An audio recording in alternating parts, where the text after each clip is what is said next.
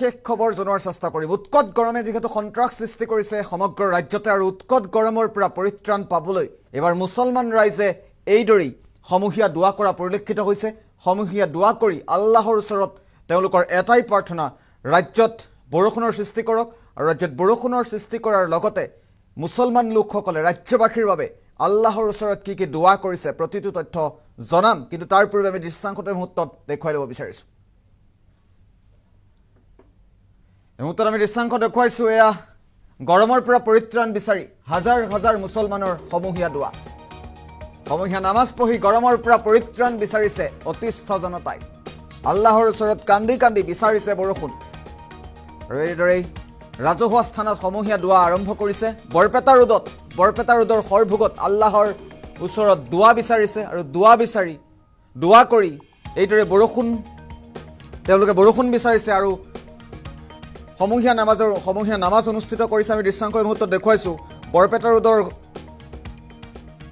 এই দৃশ্য বৰপেটা ৰোডৰ আৰু বৰপেটা ৰোডত এইদৰেই সমূহীয়া দোৱাৰ ব্যৱস্থা কৰা হৈছে।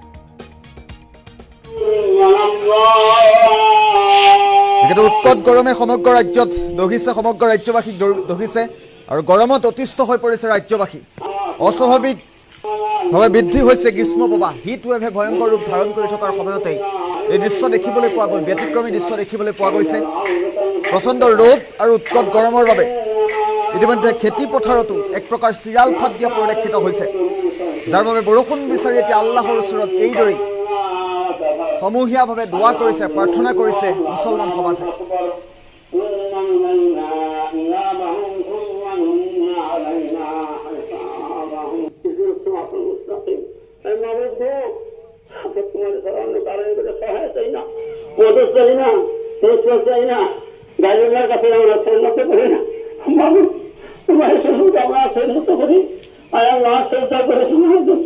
তোমার হুকুমাতের জন্য মাফ করে দেবো মাফ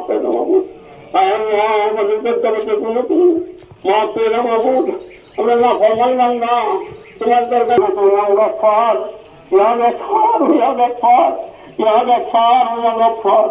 أستغفر الله العظيم لا إله إلا هو الحي القيوم وأتوب إليه حسبنا الله ونعم الوكيل نعم المولى ونعم النصير এই মুহূৰ্তত বৰপেটা ৰোডৰ পৰা দৃশ্যাংশ এই মুহূৰ্তত দেখুৱাইছোঁ। আমি দুটাকৈ দৃশ্যাংশ আছে, আমি দুটাকৈ দৃশ্যাংশ একেলগে দেখুওৱাৰ চেষ্টা কৰিম। বৰপেটা ৰোডৰ পৰা আল্লাহৰ ওচৰত বৰষুণ বিচাৰি এইদৰে সমূহীয়া দোৱা অনুষ্ঠিত কৰা হৈছে।